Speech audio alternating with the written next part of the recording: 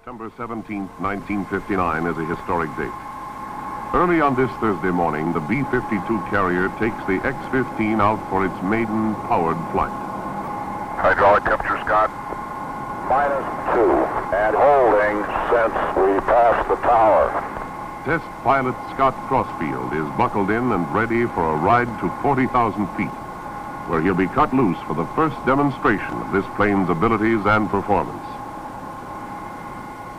Flying chase will be Al White, North American's alternate, Joe Walker, NASA's chief test pilot, and the Air Force project pilot, Major Bob White.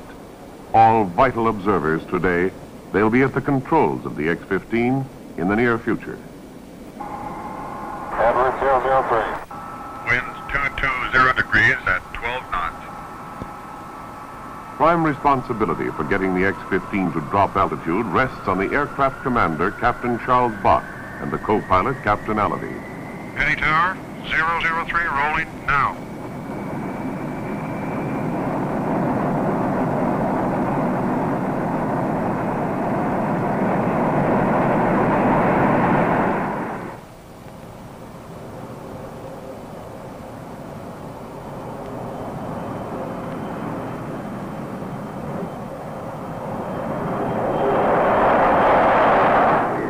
As the bomber climbs out, the litany of checkout drones on, item after item. Gauge, switch, and control are checked and rechecked. In the dim interior of the 52, Bill Berkowitz, launch monitor, has a close-up television view of system operation. The group has been this route before, 2 tries, 2 misses.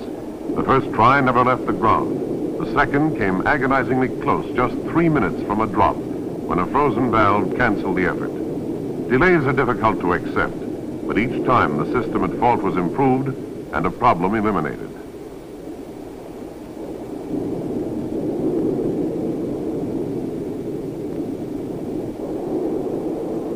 Fuse coming on now. First. Right. Number 2 on now. Real slow to pick up hydraulic pressure. It grabbed off in about 5 seconds. 3 minutes to drop. Going to jettison. Fuel jettisoning. Full jettisoning. Okay, good check. Prime's coming on now. She's called Prime. Launch operator can't see it. Yeah, I got, you got a blossom on the bottom one. And they're both looking good. 30 seconds, give me ready to launch light. Get a launch light on. Launch light on. Okay, Scotty, you ready? I'm ready when you are, buddy. Okay, here we go with the countdown.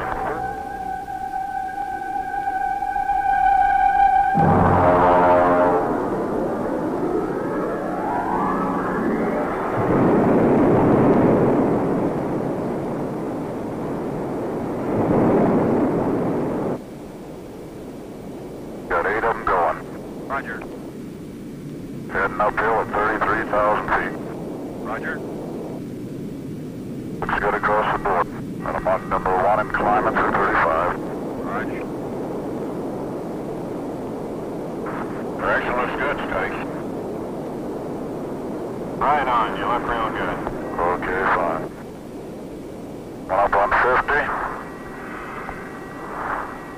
Level. Right. Take a little speed when he's off. Right. Left turn. Right. I'm beginning to come around the final part of the turn. I dropped back in Mach number.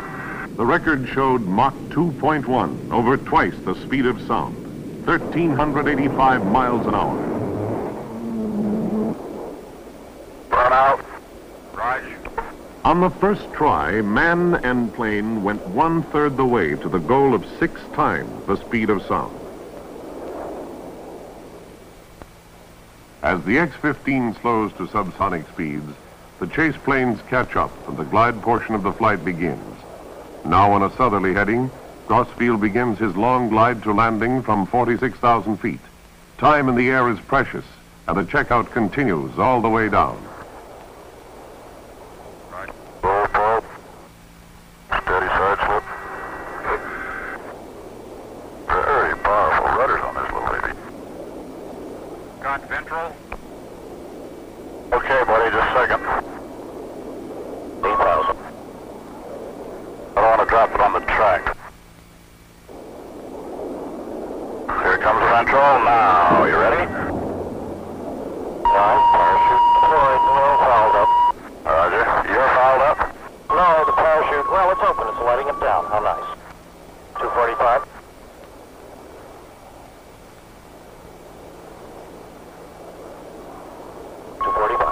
It's pretty good crosswind, isn't it? A little bit, yeah. 240. Still 240.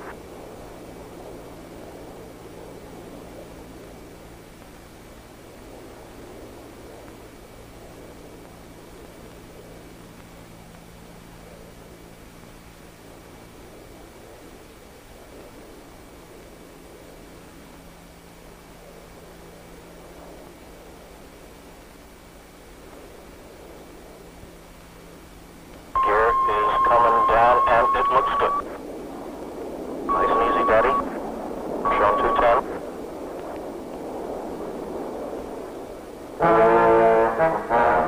Researchers were concerned with the supposed impenetrable sound barrier.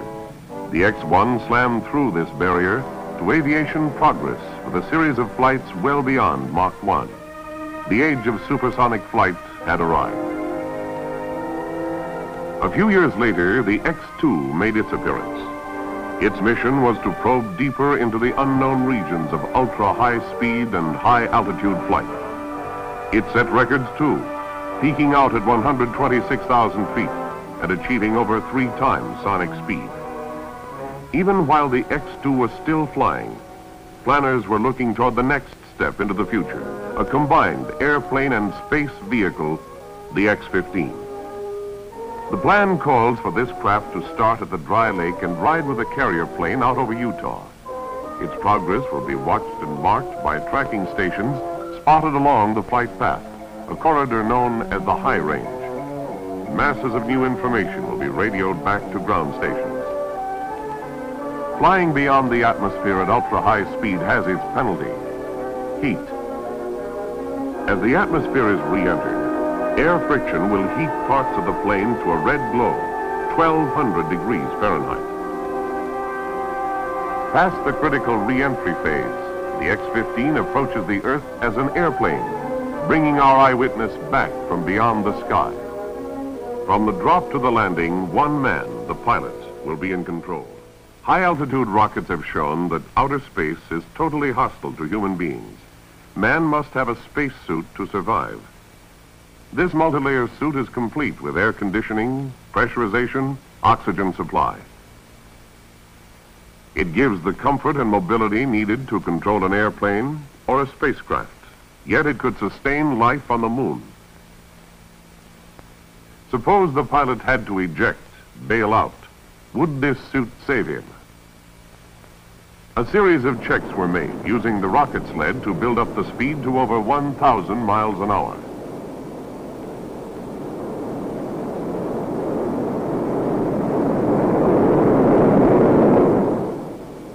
There were a few ripped seams, some minor damage, but the suit survived, and so would the man. This seat is a duplicate of the one in the plane. If an emergency arises, the pilot pulls the ejection handles. Rods rotate and clamp the ankles, holding the feet down and the legs in. Armrests fold the arms into the chest. While these tests continued, engineers readied a second sled. This one, a complete nose section. It was used to check the ejection cycle. Tests had demonstrated that all units worked separately. Now, how did they work in sequence with split-second timing?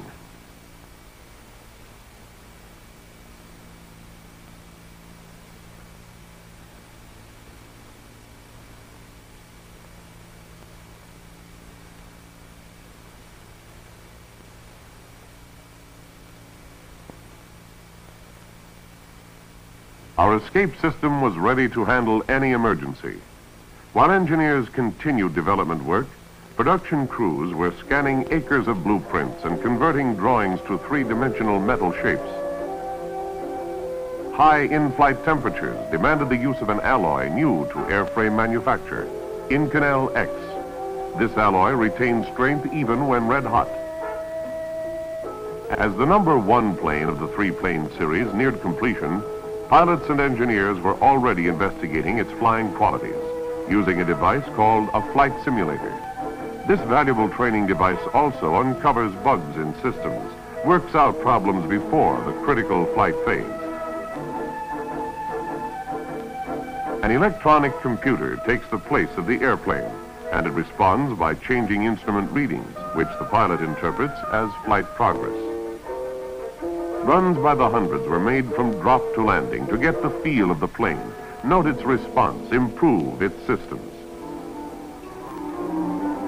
Pilot training continued in the Navy's whirling centrifuge. Seated in a capsule, the man must show that he can retain control even when the force of the rocket engine is jamming him back in his seat. Over 500 pounds is squeezing him back, impeding his movements. A test director and a flight surgeon monitor the runs, ensuring that the pilot does not exceed his limitations. Re-entry practice is the second phase, where the capsule rotates to redirect the force downward, simulating scorching back into the atmosphere. The pull-up squashes him down with a force of over 1,000 pounds, but he maintains control, completing all missions satisfactorily. It was then shipped to Edwards Air Force Base to enter an exhaustive series of ground checks to prove each component. No item was too minor, nothing was overlooked. Special attention was given to the APUs, auxiliary power units. These jet turbine-driven units are the heart of the operating systems, vital because they give all the power to control the plane and operate its systems. Day after day, week after week, systems were run, checked, modified, rechecked, improved, until pilots and engineers agreed that we had reached a practical degree of perfection. Fitting the plane into its cradle under the 52 wing was another milestone. 4 round trips were made with the X-15 hanging under the wing while all systems were rechecked at altitude. Captive flights uncovered new problems, kinks that had to be worked out, eliminated. Then, on the 5th trip aloft, both man and machine were ready for the drop and glide flight to the lake. Release. It's a clean break. Looks pretty good here on a 36,250.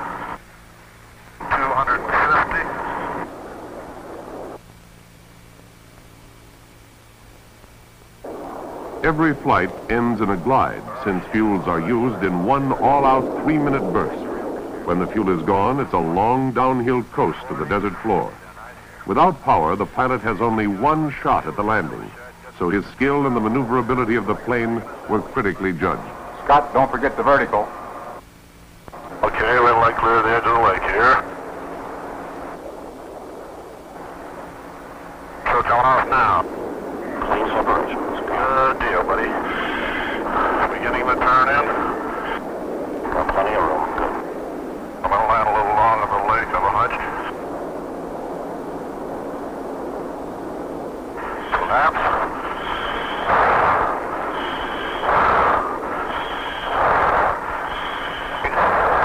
Take it easy, the gear. You got it? You're about 30 feet. I just hold her steady and you'll settle right there. Safe landing was a mark of success. Performance was as planned. The X-15 is now the world's most advanced glider. The next step, adding power to sustain flight.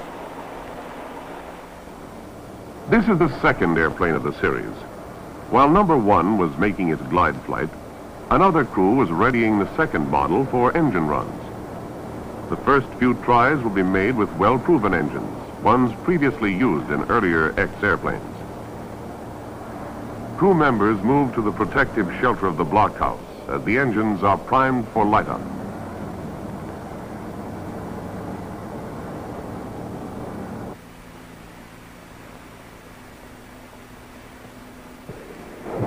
These multi-barreled rockets gulp liquid oxygen and a water-alcohol mixture to provide 16,000 pounds of thrust at cruising altitude. Even with these small engines, the X-15 could break all standing speed and altitude records. These runs climaxed 6 years of planning and work. The bird was ready for its maiden powered try. The fledgling performed as planned. Born this day was a new tool for flight research. Using a new machine to probe into the unknown calls for caution, and weeks later the second flight showed that the performance could be repeated and excelled. Digesting the knowledge from these first tries, the program became more ambitious, and another step up the ladder was planned, one that would extend the operating area.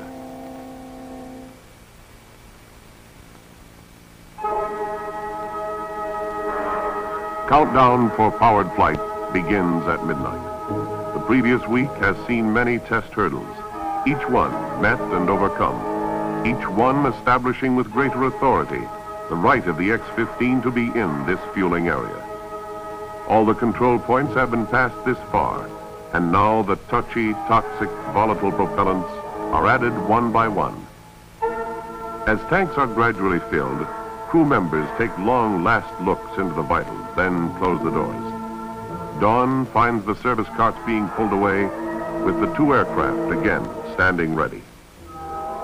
Even the most carefully controlled experiment has its element of risk, and the sober faces of every member of the team reflect their concern. Each research flight has fresh new goals. Each one is a cautious step forward into unexplored areas.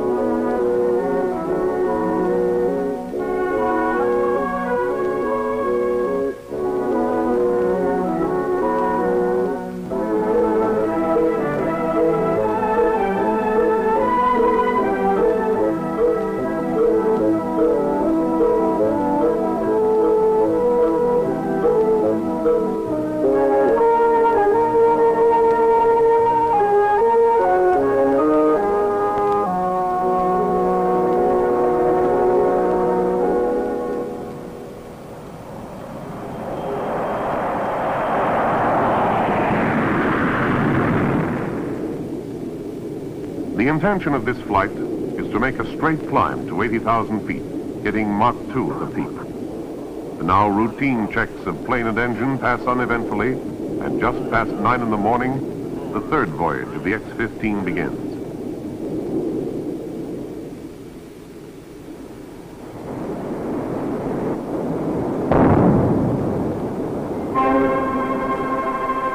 I got a fire, Scott. Like shutdown. Plane shutdown. Shut down. Collector jettison.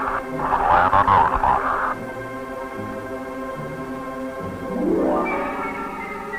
In a split second, the plan of exploration is abruptly changed to one of survival as the pilot feels out the plane for damage and heads for Rosamond, an emergency landing area.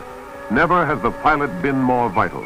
Now it's his responsibility to get the plane on the ground safely if he can. Hey, Scott. Jettison the ventral anytime. Ventral coming off now. Is the ventral off? It's off and the ventral is off. Roger, it's on the flaps. Trouble came in pairs on this day. The engine failure was complicated by a structural break, and both were at this time unexplained. The plane was on the ground, the pilot safe, but there were new problems. Investigators found that the rocket engine had suffered an ignition failure, leaving a chamber loaded with explosives. When this mixture finally ignited, the chamber ruptured. This explosion triggered another series of events leading to additional damage. Under normal conditions, the tanks are almost emptied, but jettison in a nose-down emergency glide leaves more propellants, more weight in the fuselage. Because of this increased weight, the nose of the plane had to be higher than usual during landing.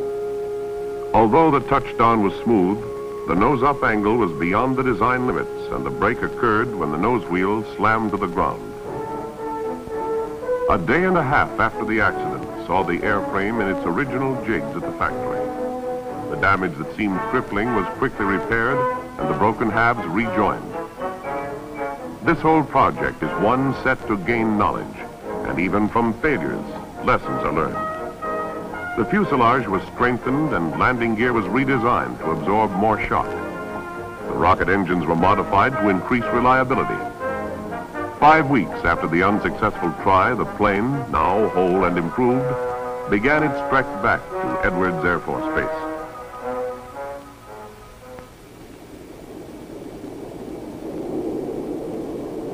Weeks have slipped by since the accident, but the time has been traded for knowledge. More is known now. Certain hazards have been ruled out. The machine is better, more able. This is the #1 plane of the series, modified, improved, and set to show its capabilities. It hangs frosted, smoking, ready.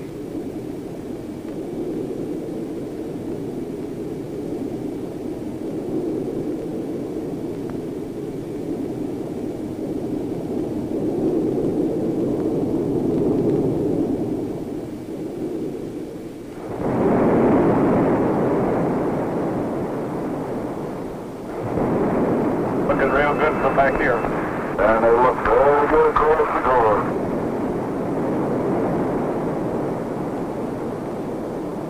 Back in the saddle again.